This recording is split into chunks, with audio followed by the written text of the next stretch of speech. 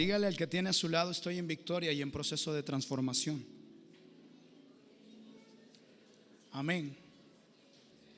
Así como está, en ese sentido de adoración al Señor, sean cada uno de ustedes bienvenidos. Y en esta preciosa mañana me toca compartir la palabra del Señor. Para mí es un honor, sentirme honrado de parte de Dios el poder compartir su palabra. Y quiero que, así como está, hermano, me acompañe por favor a la tercera epístola de Juan, capítulo 1. Es solo un capítulo. Gloria a Dios.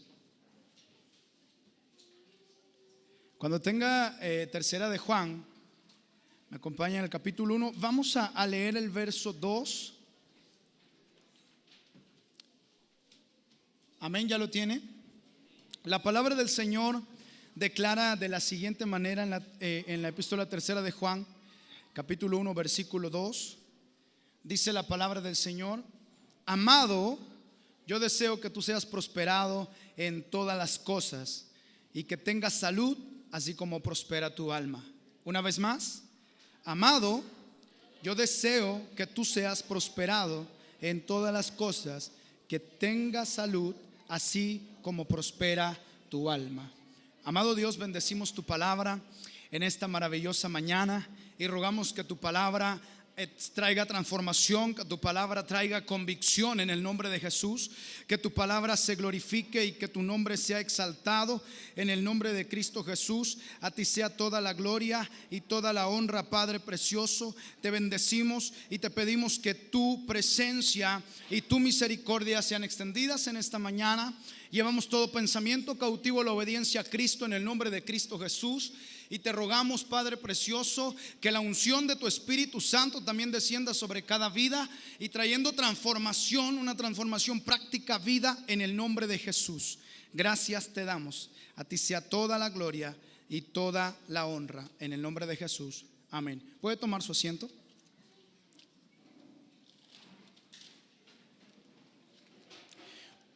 Hoy vamos a hablar, hermanos, de restauración espiritual y moral. Realmente es un tema muy interesante, precioso también, hermanos. Para poder entender lo que es la restauración espiritual y la restauración moral, necesitamos echar un vistazo, necesitamos revisar las Escrituras para saber cómo nos ha restaurado el Señor. Es muy importante analizar que las Escrituras declaran, hermanos, lo maravilloso que Dios ha sido y ha hecho en nuestra vida. El Señor tiene un deseo hermoso en su corazón, y ese deseo en el corazón de Dios es de que ninguno se pierda, sino que todos procedan al arrepentimiento. Y el arrepentimiento trae frutos. Por eso el apóstol Pablo dice: y transformaos en el espíritu de vuestra mente. Una primera transformación en nuestro pensamiento, y después declara y dice: renovaos en el espíritu de vuestra mente y revestidos del nuevo hombre. Entonces tiene que haber una transformación, tiene que haber una transformación a base de la restauración que trae el arrepentimiento. Por eso dice la palabra: y haced frutos dignos de arrepentimiento. Entonces nuestra restauración parte del arrepentimiento. Nuestra restauración espiritual y moral parte de nuestro arrepentimiento de nuestra vida pasada y de los pecados. Por eso la palabra declara: ahora pues, de modo si alguno está en Cristo, nueva criatura es, las cosas viejas pasaron y aquí todas son hechas nuevas. También la palabra declara en Romanos que no hay más condenación para los que están en Cristo Jesús, los que no andan conforme a la carne, sino conforme al Espíritu. Y esto nos lleva a una restauración, hermanos, porque estamos en proceso de transformación. Y el proceso de transformación, dentro de este proceso, hermanos, vamos a ser moldeados a la imagen de Cristo. Vamos a ser transformados en una mentalidad conforme a las Escrituras. ¿Cuántos dicen amén? ¿Cuántos están siendo transformados? Amén. ¿Y cuántos dicen: a mí me está costando? Es importante, hermanos, reconocer nuestra fragilidad de parte de Dios, porque la palabra dice, Él se acuerda de nuestra condición, recuerda que somos polvo. Dígale que tiene a su lado con mucho amor y cariño, eres polvo nada más. Ya se lo dijo con ese cariño bonito, eres polvo nada más. Pero dentro de nuestra condición, Dios se glorifica. Dentro de nuestra condición, Dios marca un propósito en nuestra vida. ¿Cuántos dan gloria a Dios por los propósitos? Amén. Y en la vida del creyente nos enfrentamos a diferentes procesos en donde el propósito también es diferente, pero Dios es el que se glorifica. Por eso declara la palabra que Dios pone en nosotros como el querer, como el hacer, en su buena voluntad. Hermanos, dentro de nuestra restauración espiritual nos habla de nuestra salvación. La palabra en Efesios declara que fuimos llamados de las tinieblas a su luz admirable. Dentro de nuestra restauración espiritual, usted ahora puede gozar de vida eterna. Usted ahora puede disfrutar de las bendiciones espirituales que marca la palabra. Dentro de nuestra restauración espiritual, usted puede vivir ahora como un hijo de Dios. Usted puede disfrutar de la bendición de Dios. Usted puede disfrutar del consuelo del Espíritu Santo, de la compañía del Espíritu Santo, porque declara la palabra: y enviaré un consolador que estará con vosotros todos los días hasta el fin del mundo. Cuando somos restaurados por medio del Espíritu Santo y espiritualmente, podemos disfrutar de cada una de estas bendiciones. Por eso el apóstol Pablo escribía: ya no vivo yo, mas Cristo vive en mí. Porque podía disfrutar de las bendiciones espirituales que Dios traía para su vida a través de su restauración espiritual. Pablo necesitó ser restaurado. Cada uno de los apóstoles necesitó ser restaurados, y usted y yo fuimos restaurados por medio del precio de sangre de Jesucristo, por medio de nuestro arrepentimiento, de nuestra conversión al Señor. ¿Cuántos de aquí han disfrutado de las bendiciones espirituales del Señor? Yo he escuchado testimonios maravillosos de personas que dicen: a mí me sanó el Señor, hizo un milagro en mi vida, gloria a Dios. ¿Sí? Puedo ver que decían: el Señor me ha ayudado a salir de ciertos procesos de mi vida en donde no podía, y Cristo me ha restaurado. Gloria a Dios, hay restauración espiritual. Amén. Y yo creo que hablar de restauración espiritual, hermanos, nos podríamos llevar todo el día, porque conocemos mucho de las cosas espirituales. ¿Sí? Hemos disfrutado de las sazones espirituales. Hemos entendido que ahora vivimos en el Señor y que eso es ganancia. Y que podemos, dice la palabra, que si nos ponemos de acuerdo, Él en su amor nos contesta, nos responde, porque dice: ¿qué padre le da a su hijo una serpiente cuando le pide pan? No, cuánto más nuestro Padre nos dará todas las cosas junto con el Espíritu Santo. Entonces podemos ya disfrutar de las cosas espirituales, hermanos.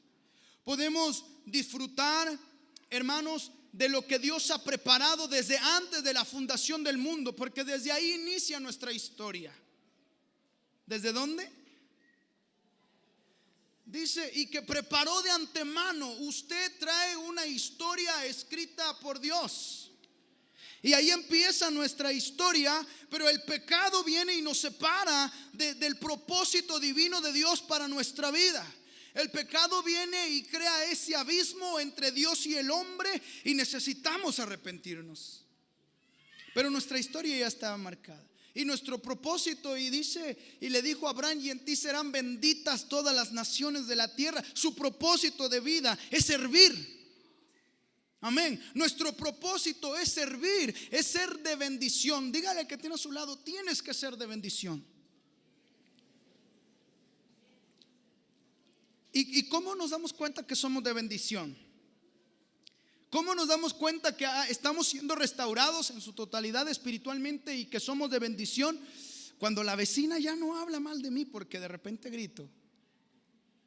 O cuando ya no solo barro mi pedazo de pavimento, sino también voy hasta allá abajo porque entiendo mi propósito, que es servir, que es marcar la imagen de Cristo en lo que hago, ya no en lo que hablo. Es implantar la imagen del reino, ¿sí? Y limpié la cuadra del vecino. Y entonces me doy cuenta que ahora puedo disfrutar de la bendición espiritual, porque dice la palabra: así que todas las cosas que hagáis, hacerlas para Dios y no para los hombres. Entonces puedo entender mi propósito y cómo está marcado mi propósito. Y mi propósito de vida es ser de bendición, sirviendo a otros, implantando el reino de Dios. ¿Cuántos dicen amén? Para mí es muy triste escuchar personas, creyentes, hermanos, que dicen: no, yo casi no, porque no me gusta tener problemas. Qué triste, porque no ha entendido su propósito. Qué triste, porque se excluye de donde Dios lo ha mandado. Qué triste, porque evita problemas, pero no quiere ser un agente de cambio, un agente de transformación. Y me he encontrado con muchos así. Dicen: no, yo ya me voy. Entre menos hable mejor, porque luego uno se consigue problemas. Entre menos vaya mejor, porque luego uno se consigue problemas.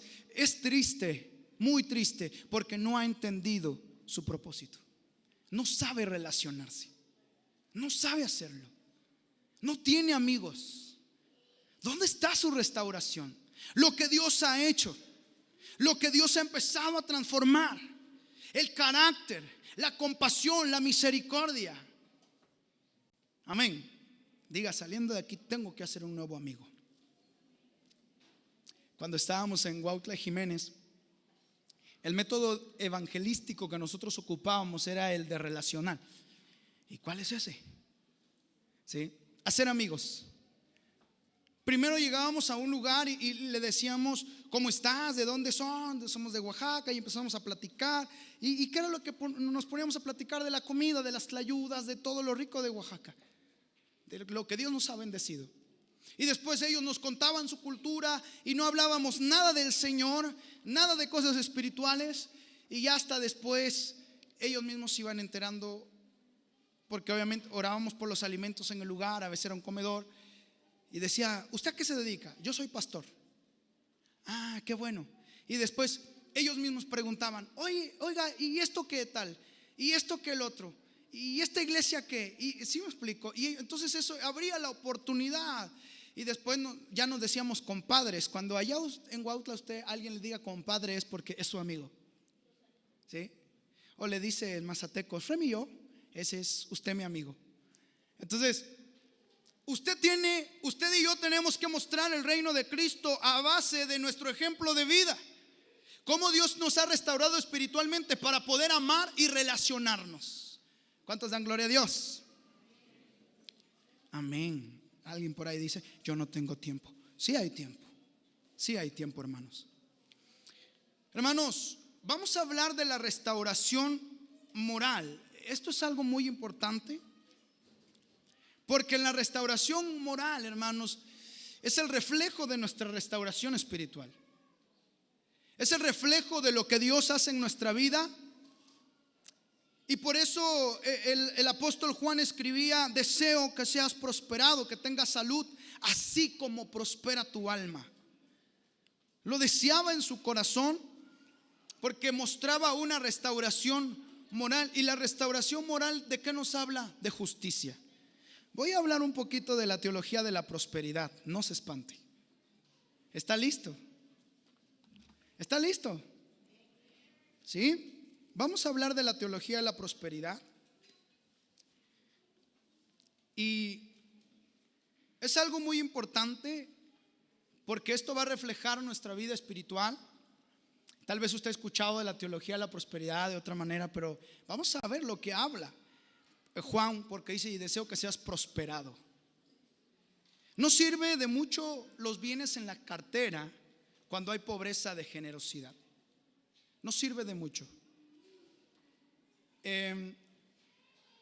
La palabra del Señor nos habla de la generosidad.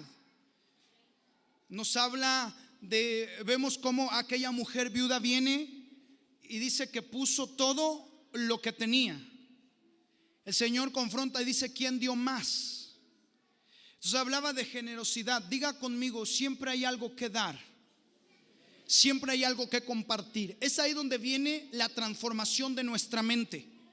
¿Por qué, hermanos? a mí me da mucha risa porque de repente escucho que alguien dice: les invito a la casa, no se preocupen, ya saben que donde comen 3, comen 6 y le van subiendo de número.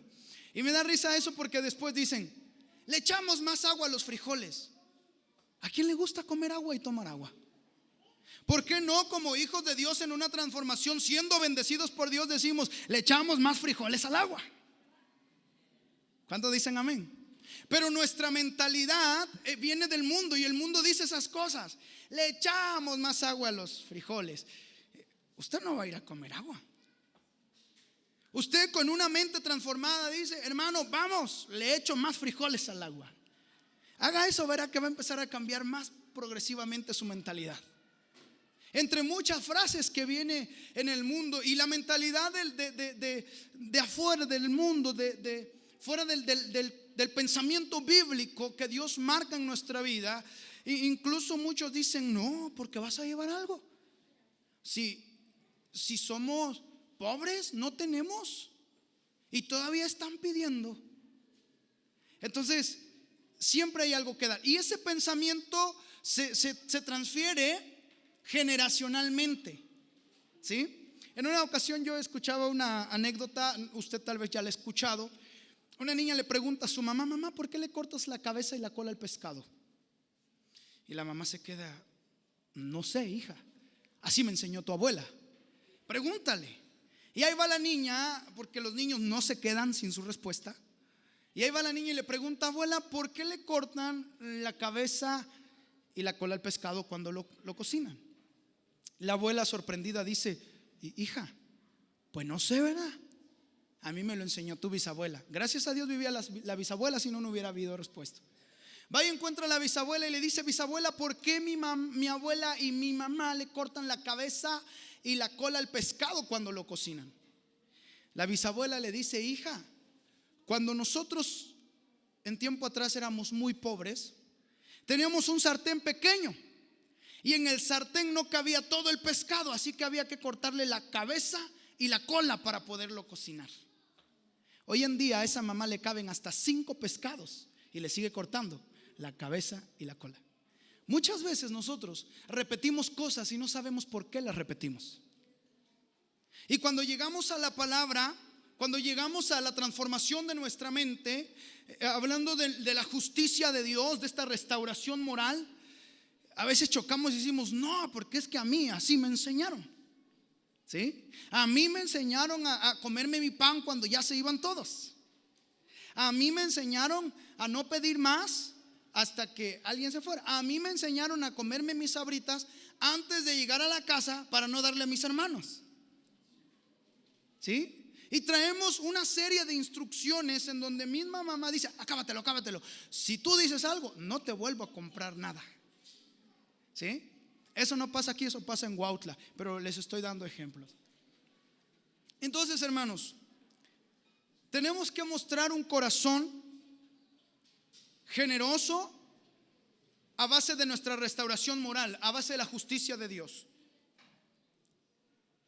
La palabra dice: el que hurtaba no hurte más, sino que trabaje haciendo con sus manos lo que es bueno, para que tenga que compartir con el que padece necesidad, sirviendo de buena voluntad como al Señor y no a los hombres.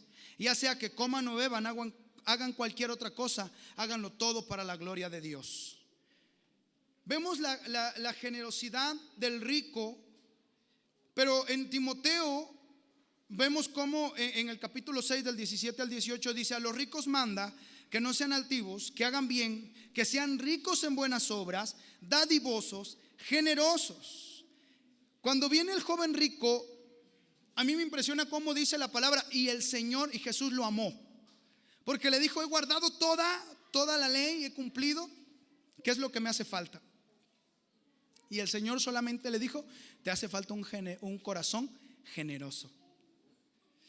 Le dolió porque dice la palabra que tenía muchísimos bienes, y el Señor le dijo: vende todo lo que tienes y dáselos a los pobres. Le dolió. Para cumplir nuestra vocación de vida es necesario entender, hermanos, la economía de la dádiva. ¿Sabe qué es dádiva? Regalo. La dádiva es regalo. Por eso dice la palabra: mas la dádiva de Dios es salvación y vida eterna. El regalo de Dios a nuestra vida es salvación y vida eterna. La dádiva, hermanos, es un reflejo de la gran agenda divina. Dios tiene una gran agenda: la reconciliación de todas las cosas consigo mismo y la transformación de todas las naciones a través del discipulado. Diga conmigo: es grande la agenda. Y somos llamados, hermanos, a ser embajadores de su reino. En la medida de que usted y yo obedezcamos la voluntad de Dios, su reino viene a nosotros. Entre más obedientes seamos, el reino de Dios más viene a nosotros. Es un privilegio y una responsabilidad dar de manera que refleje la gran agenda de Dios. Colosenses capítulo 1 versículo 20: y por medio de él reconciliar todas las cosas, así las que están en la tierra como las que están en los cielos. En la restauración espiritual podemos ver muchos beneficios, muchos privilegios, muchas bendiciones que degustar, que vivir, y las vivimos a diario. Pero en nuestra restauración moral, en la justicia de Dios, hay tanta responsabilidad, hay tanto trabajo, y también se convierte en una gran bendición. Debemos, hermanos, dar a Dios en adoración. Los macedonios, la palabra declara que eran pobres, pero a pesar de su pobreza, dice: hicieron más de lo que esperábamos, ya que entregaron a sí mismos primeramente al Señor y después a nosotros conforme a la voluntad de Dios. Es ahí donde nuestra mentalidad, conforme a lo que muchas veces creemos, tiene que ser transformada. El no puedo, el no tengo. Tal vez usted tiene 40 pesos en la bolsa y usted dice: esto es lo de mi pasaje. Su bendición no está en lo que usted posee, está en lo que está dispuesto a dar, está en lo que está dispuesto a sembrar. Ahí está su bendición, en la obediencia, en la justicia de Dios. Necesitamos escoger el trabajo que nos permita maximizar el ser útiles a Dios y tener la mejor oportunidad de hacer bien en la comunidad. Hay dos preguntas: ¿trabajamos por dinero o trabajamos para el reino? Debemos de dar a la creación haciendo uso de la mayordomía. La cruz de Cristo, hermanos, restauró el mandato de la creación. Nuestro trabajo y nuestra dádiva tiene como objetivo administrar la creación. Primero, no haciendo daño, y segundo, haciendo retroceder el mal natural. La creación aguarda con ansiedad la revelación de los hijos de Dios. La creación misma ha de ser liberada de la corrupción que la esclaviza, para así alcanzar la gloriosa libertad de los hijos de Dios. Romanos 8, 19, 21. Hermanos, nosotros tenemos talentos, tenemos recursos, tiempo, y todo esto y nuestro estilo de vida necesitan reflejar la mayordomía de la creación, impartiendo belleza en nuestro entorno. En todos los dones, talentos que hagamos, necesitamos reflejar la mayordomía. ¿Cómo administramos lo que Dios ha dado? Dice la palabra: aprovechando bien el tiempo, porque los días son malos. Y sí que son malos, y sí que son días pesados. Pero dice la palabra: aprovechando bien el tiempo y reflejando la mayordomía de la creación, impartiendo belleza en nuestro entorno. Debemos, hermanos, dar a los necesitados movidos por caridad. Tenemos la responsabilidad de llevar la cultura del reino a los demás de la comunidad, que es justicia, verdad y bondad. Cristo dio prioridad, hermanos, a los intereses de los demás antes que a los suyos, y nosotros hemos sido llamados a seguir su ejemplo. Cristo dio esa prioridad, y en el trabajo de Cristo desempeñando su ministerio, yo podía ver algo hermoso que dice que alimentaba y después tomaba un tiempo específico con sus apóstoles y se iban a comer aparte. Mire cómo administraba su tiempo: la gente, sus necesidades, sus discípulos y el alimento. ¿Sí me explico? O sea, era un hombre organizado y un hombre que sabía qué hacer con las necesidades de los demás. Cuando Cristo regrese, juzgará como ciudadanos a la sociedad con nuestro quehacer cotidiano y nuestros bienes. Dice la palabra: así alumbre vuestra luz delante de los hombres, para que vean vuestras buenas obras y glorifiquen a nuestro Padre que está en los cielos. Dentro de todo esto, hermanos, nosotros tenemos una responsabilidad espiritual, y esta responsabilidad espiritual se convierte también en nuestra responsabilidad moral de hacer justicia, de hacer lo justo. En una ocasión miraba una imagen en donde hablaba de igualdad y de justicia. Habían 3 imágenes de personitas mirando a una barda: un alto que sí alcanzaba esta altura de la barda, un chaparrito que le llegaba por acá y uno más chiquito que le llegaba por acá.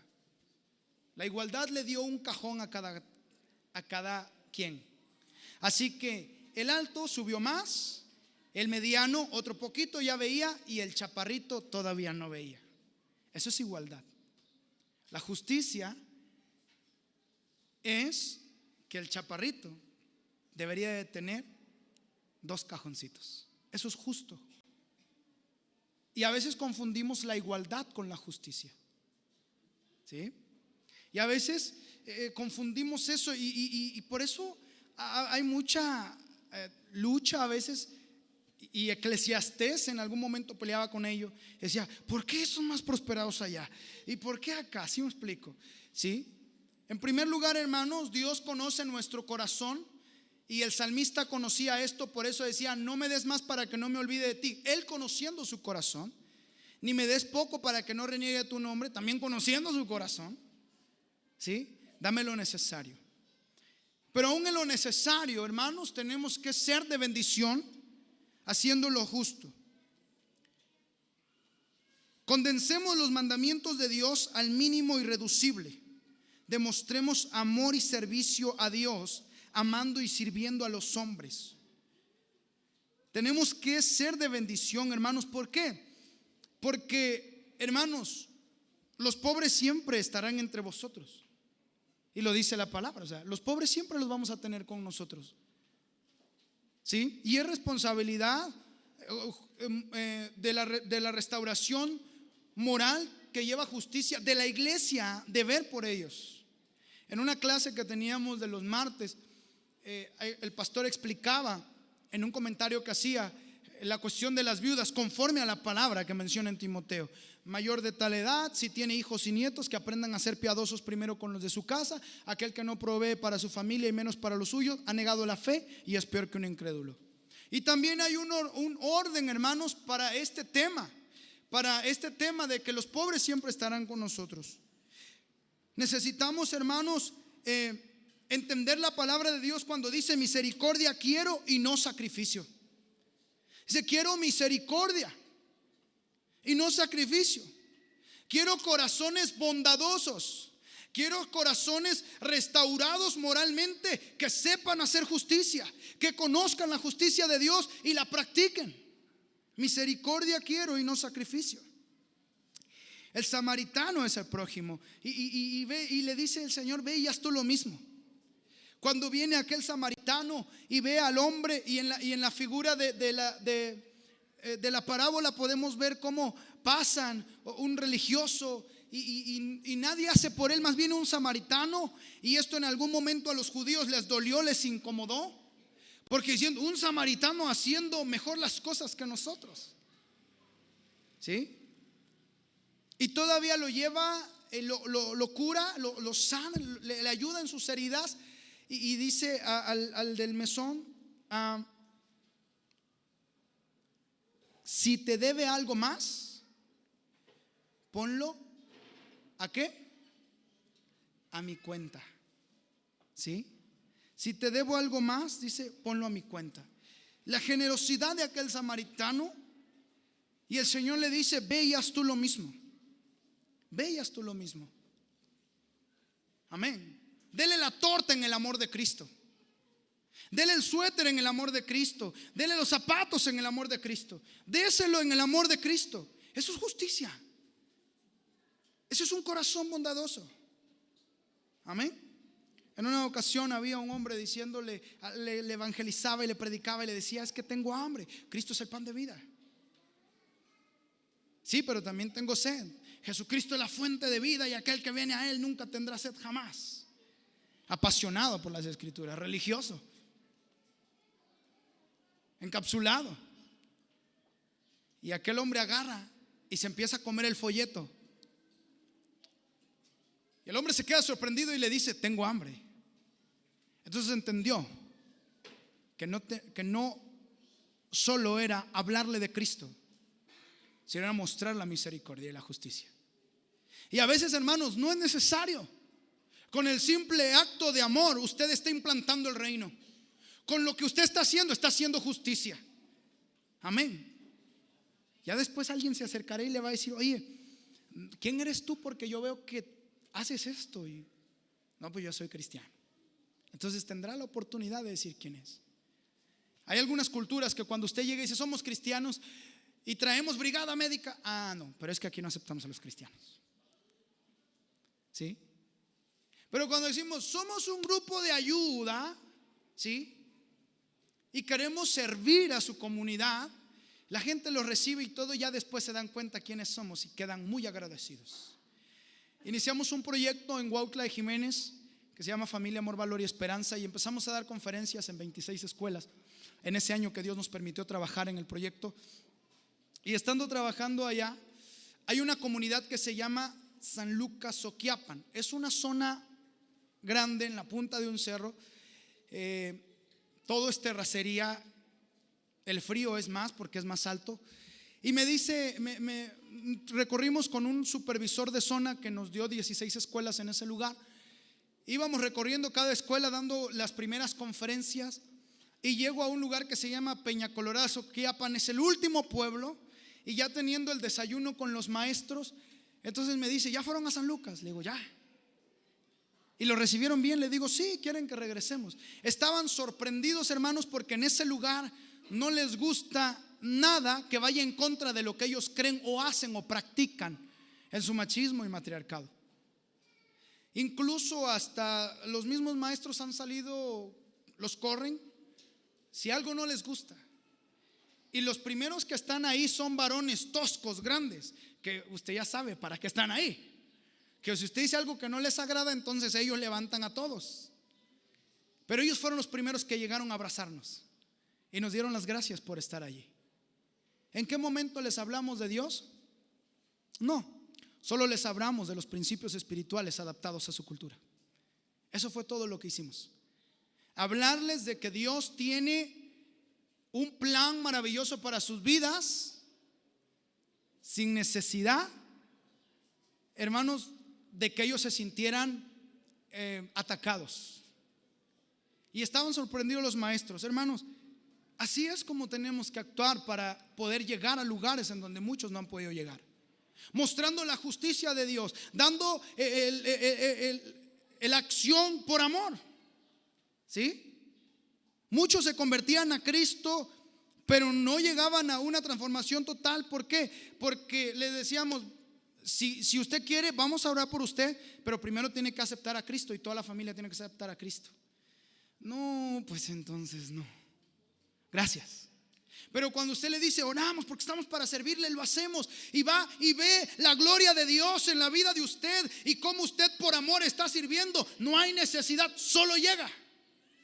Solo llega. ¿Sí? Porque hemos entendido, hermanos, nuestra responsabilidad moral en nuestra sociedad, que es actuar con justicia, la justicia de Dios. Misericordia quiero y no sacrificio. Dice la palabra: si alguien posee bienes materiales, ve que su hermano está pasando necesidad y no tiene compasión de él, ¿cómo se puede decir que el amor de Dios habita en él? Queridos hijos, no amemos de palabra ni de labios para afuera, sino con hechos y de verdad. La intención de Dios al dotar a algunas personas con más bienes que los que necesitan es para que se ocupen en el privilegio de aliviar la necesidad y la miseria. Por eso son prosperados. ¿Sí? ¿Para qué? Para que se ocupen en el privilegio de aliviar la necesidad y la misericordia. Ese, hermanos, es el regalo, es la dádiva en la gran agenda de Dios. Como segundo punto, hermanos, la dádiva se basa en realidad del conocimiento a la acción. Vemos, hermanos, que el materialismo afirma que el hombre es solo un consumidor de recursos. Llaman al universo un sistema cerrado. Según esto, los recursos son limitados. Mientras más personas haya sobre la tierra para partir el pastel, las porciones serán cada vez más pequeñas. Según esto, la causa de que el pobre sea pobre es que el rico acapara demasiado pastel. Esa es la mentalidad del materialismo. Pero vemos que la mentalidad en la justicia moral de Dios es compartir, es dar. La verdad, hermanos, es que estamos en un sistema abierto a los recursos y hoy se gasta mucho más energía que nunca, pero también se produce mucho más que nunca. Y esto es algo natural, una ley natural. Sin embargo, en la ley espiritual dice: da por gracia lo que por gracia ha recibido. ¿Sí? Da y se volverá a ti medida buena y remecida. ¿Sí? Esa es la teología de la prosperidad. Hacer la justicia de Dios para que seamos prosperados en todo y prospere vuestra alma. Amén. Y prospere vuestra alma. El deseo de Dios es que usted y yo seamos prosperados, pero no vamos a prosperar mientras la justicia no abarque nuestro corazón, mientras no practiquemos lo que Dios le agrada: el atender a los pobres y a los necesitados, el dar las cosas por amor y por justicia, implantando el reino de Dios en nuestra comunidad. La evidencia bíblica y práctica de administrar la hacienda de Dios, hermanos, no significa que podemos ser derrochadores o egoístas con los recursos que Dios nos ha confiado para que los administremos. Usted y yo somos administradores y tenemos que administrar con cordura y con sabiduría lo que Dios ha puesto en nuestras manos. En alguna ocasión decía: estoy mal económicamente, es culpa del diablo. Estoy mal de peso, culpa del diablo. Me está yendo mal en todo, culpa del diablo. Y no es culpa del diablo, se llama responsabilidad. Nos va mal económicamente porque somos malos administradores. ¿Sí? Nos va mal en nuestra salud porque nos gusta comer de noche y mucho. Y mucho. ¿Sí? Dice: ya no lo vuelvo a hacer, y sí lo vuelve a hacer. ¿Sí? Vamos por unos taquitos. No quiero, pero ya me convenciste. ¿Cuánto le rogaron? Y después venimos al Señor diciendo: Señor, haz algo conmigo. El Señor ya nos dio las pautas y ya hizo algo con nosotros, nos ha restaurado. Pero nuestra voluntad no es hacer la voluntad de Dios, sino en nuestros propios deseos. Hermanos, necesitamos ser buenos administradores. Necesitamos, hermanos, entender los principios de la compasión. Para la dádiva generosa es necesario buscar el carácter de Dios. La naturaleza de Dios debe formar un ministerio que tenga 7 características de compasión. En primer lugar, en primer característica de este ministerio es la afiliación. ¿Sí? La afiliación es mantener fuertes lazos familiares, religiosos o comunitarios para fortalecer un sentido de pertenencia. Cuando alguien se va de la iglesia, es triste que dice: es que nunca me sentí parte de. Y es triste, hermanos. A mí me tocó que en la iglesia le digo: hermana, ¿por qué no está yendo? Y me dice: es que no me siento parte de. Perdón, pastor, eso está en mí. Y yo pues decía: sí, no crea que con su palabra yo me voy a sentir culpable. ¿Sí? Porque tiene que tomar su sentido de pertenencia. Cuando alguien se casa, y esto lo aprendí un hermano, y usted pone el primer tabique y su esposa pone otro, figurativamente, ¿sí? Ahí están sus fuerzas. Cuando hay problemas matrimoniales, ¿quién se quiere ir de la casa? Ni uno, porque ahí están sus fuerzas. Pero cuando todo es nada más porque sí, entonces es fácil abandonar las cosas. Pero cuando usted está sembrando en su iglesia, cuando usted está participando, cuando usted está sirviendo, crea un sentido de pertenencia y de afiliación. Usted ahora está afiliado. Usted ya no se va porque sí, porque ha entendido su lugar. ¿Cuántos dan gloria a Dios? ¿Sí? Pero aquel que no hace nada, aquel que termina el culto y se va corriendo, no le gusta relacionarse, y entonces nunca va a tener un sentido de afiliación y va a estar sufriendo por dentro solo.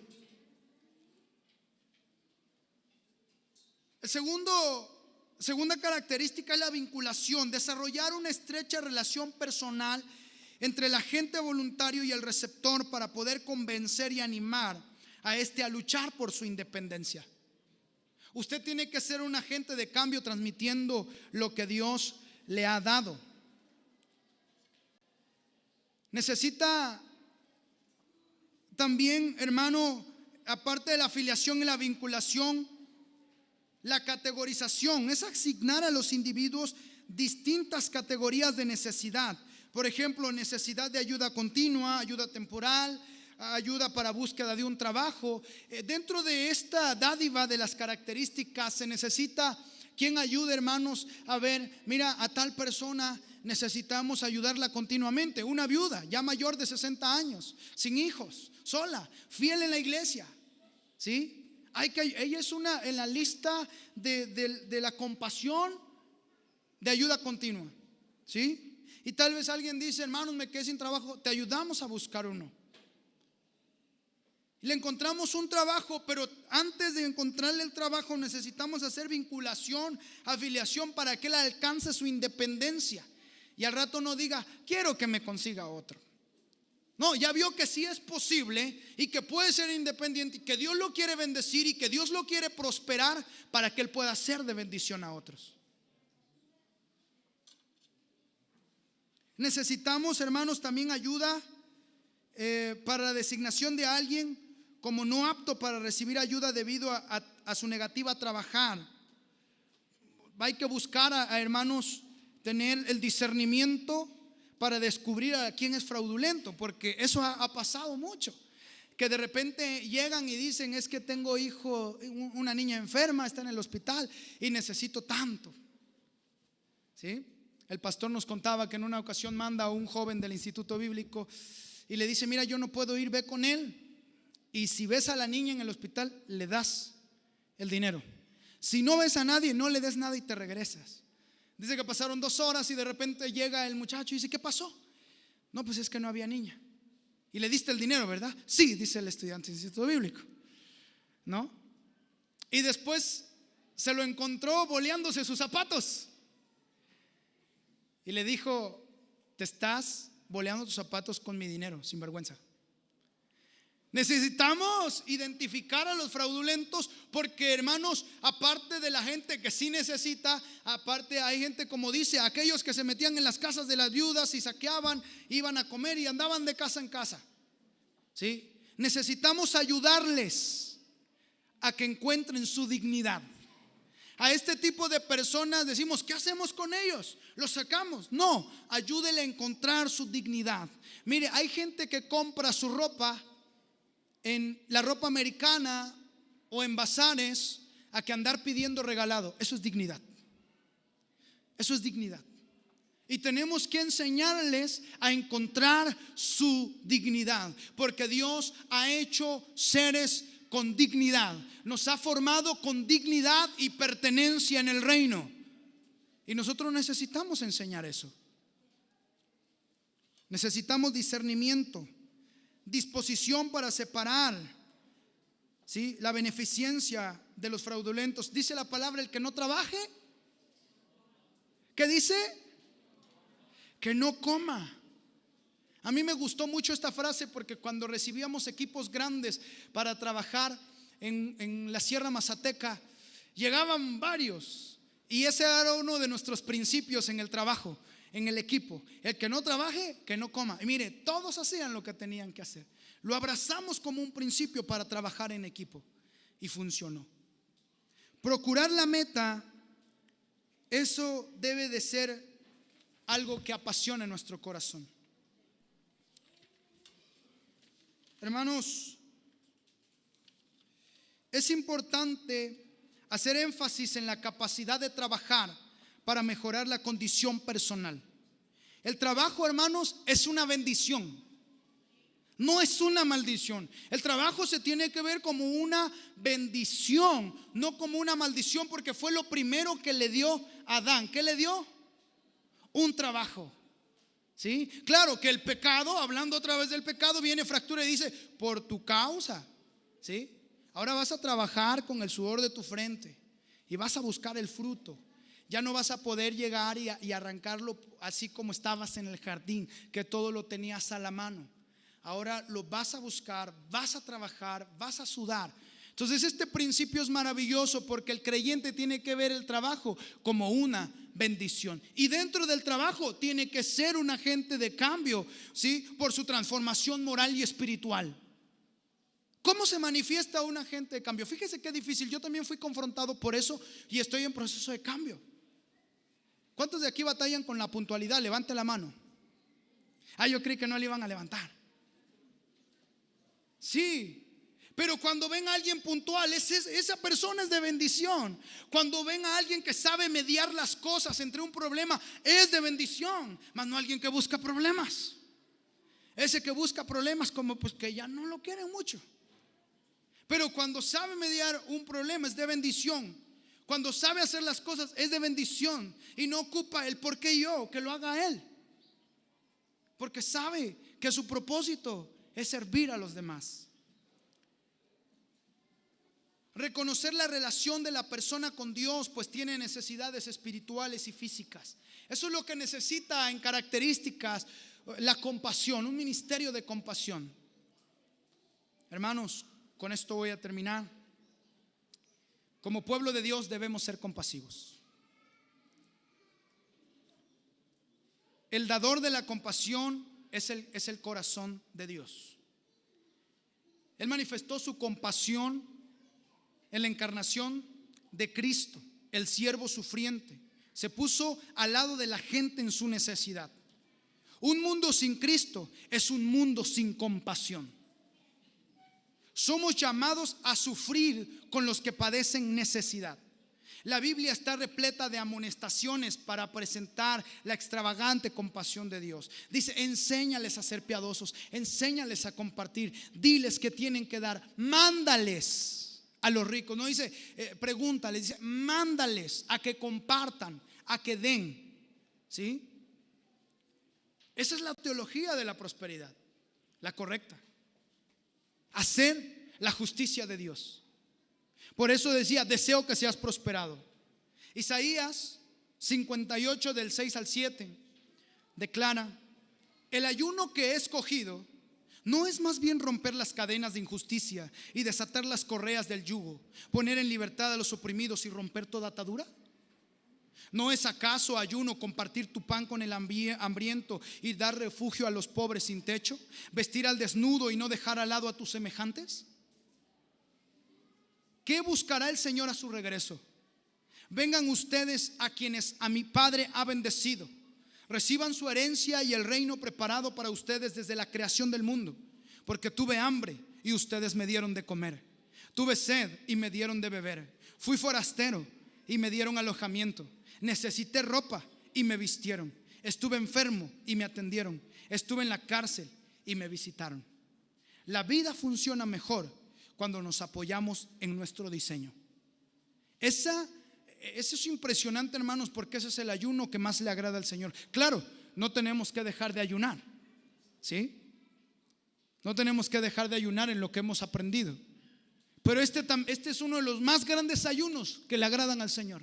Compartir tu pan con el necesitado. Desatar las correas de aflicción. Hermano, ¿qué necesitas?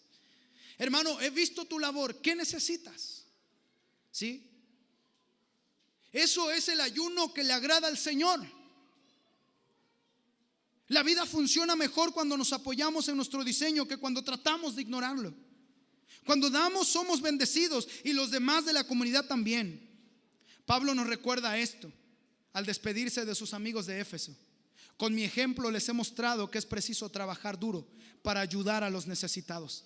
Recordando las palabras del Señor Jesús: hay más dicha en dar que recibir. Hechos 20:35. Hay más dicha en dar que recibir. Nunca le enseña a sus hijos el somos pobres. Nunca le enseña a sus hijos el no tenemos nada que compartir. Nunca le enseñe eso. Nunca le enseñe a vivir en la miseria espiritual, porque somos ricos en Cristo Jesús. Dice, en las riquezas y abundantes de su gloria. Nunca le enseña a sus hijos el no tenemos. Hay quien juega con sus hijos y le dice no tengo, para no comprarle lo que quiere en la tienda. Pero los niños lo creen. Y al rato van y le dicen al abuelo, abuelo, tú me lo puedes comprar porque somos bien pobres y mi papá no me lo puede comprar. Y a los abuelos terminan regañando a los hijos, ¿por qué le hablas así al niño? Sí, porque tenemos que cambiar nuestra mentalidad. Se dice que los judíos mantienen 3 cajas: ahorro, reinversión, sostenimiento familiar y dádiva generosa. La generosidad de la compasión se mide no por la cantidad de dinero donado, sino obedecido al representar la compasión de Dios, identificándonos con los pobres y sirviéndoles, gastando lo adquirido en nosotros mismos, arguyendo que somos pobres, o hacemos a otros partícipes de nuestra bendición por amor a Cristo y su reino. Usted tiene la decisión. Usted tiene que tomar una decisión, si decir somos pobres o compartir su bendición con otro. Los judíos mantienen 30, 30 y 30, ya son 90. El 10% no lo tienen en la cajita, el 10% es del Señor. El 10% para reinvertir, el 30% perdón para reinvertir, el 30% para vivir y el 30% para compartir. Por eso es que no tienen muchos pobres. ¿Sí?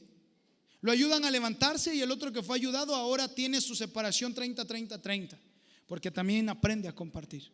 Necesitamos ser una generación que instruya la compasión en los corazones de nuestros pequeños, que instruya la compasión en nuestras generaciones que están creciendo. Amén. Necesitamos ser una generación, hermanos, que viva una transformación integral. No solo una transformación espiritual al saber cómo redireccionar mi oración o cómo hablar con Dios, sino también cómo ser útil en la obra de Dios, cómo ser buen administrador y compartir. Eso es la teología de la prosperidad. El no solo para mí, sino Dios me bendice para compartir. Diga conmigo, Dios me bendice para compartir. Siempre hay algo que dar. Es tiempo de que usted tome una decisión, porque la palabra dice: yo deseo que tú seas prosperado en todas las cosas y que tengas salud así como prospera tu alma. La razón de la bendición de Dios es para ser de bendición a otros. Da por gracia lo que por gracia ha recibido. Yo quiero que se ponga de pie y le diga al Señor: Señor, ¿cómo estoy mostrando tu justicia? ¿Cómo estoy mostrando esta restauración moral que has traído en mi vida? Dígalo, hoy he entendido que tengo una restauración espiritual que me trae muchos privilegios, pero también una restauración moral que me trae muchas responsabilidades. ¿A alguien le cuesta dar? Es importante que Dios transforme nuestro corazón, empezando a practicar lo que nos cuesta. Hay alguien que dice: no, ese suéter es mío, me gusta mucho y tiene 30 años guardado ahí y ya no le cabe. Y después dice: Señor, bendíceme. Pero ahí tienen. ¿Cómo? ¿Dónde va a meter la ropa nueva que le va a traer el Señor si su ropero está llena de ropa vieja? Zapatos, tenis. Yo tenía 3 pares de tenis y no lo digo por vanagloria, estoy aprendiendo esto. Regalé 2, tengo 1. ¿Sí? Pero mira qué bien se siente bendecir a alguien más. Dígale: Señor, transforma mi corazón, porque a veces me cuesta dar. Si a usted le cuesta dar en su corazón, si le cuesta ser compasivo, si le cuesta mostrar esa restauración moral que lo lleva a la justicia de Dios, dígale: Señor, transfórmame. Cierre sus ojos y haga un compromiso con Dios. Tome una decisión correcta. La palabra dice que no escatimó a su propio hijo. No escatime, porque Dios le quiere bendecir. No se rehúse, porque Dios le quiere bendecir. El deseo de Dios en su corazón es que usted sea prosperado. Empiece a hablar con Dios y dígale: Señor, enséñame a vivir en una restauración correcta, en esta restauración moral y espiritual, en la cual disfruto, pero también tengo responsabilidades. Si usted quiere venir aquí enfrente, pase, tome esa decisión y dígale: Señor, aquí está mi corazón. Aquí está mi corazón. Hay tantas cosas en este tema que decirle al Señor. Tal vez ayúdame a ser un buen administrador de tus bendiciones. Tal vez ayúdame, Señor, a poder bendecir a alguien más. Tal vez decirle: Señor, quebranta mi corazón porque me cuesta dar. O decirle: Señor, enséñame porque estoy derrochando, porque invierto en cosas que no necesito y me olvido el principio de la compasión. Oh Señor, aquí están nuestros corazones. El deseo tuyo es que seamos bendecidos para ser de bendición. En el nombre de Jesús, trae una transformación a base de nuestro compromiso y la decisión que tomamos en este lugar. En el nombre de Jesús de Nazaret, te entregamos todo, porque sabemos que todo es tuyo. Todo es de Dios. Todo le pertenece a Dios. Todo le pertenece a Dios. Aquí está nuestra vida, Señor. Trae transformación en el nombre de Jesús. Perdónanos, Señor. Si nuestro pensamiento, Señor, necesita seguir siendo transformado, ayúdanos. Y enséñanos a ser buenos administradores del tiempo, de los bienes, de los recursos que tú nos has dado.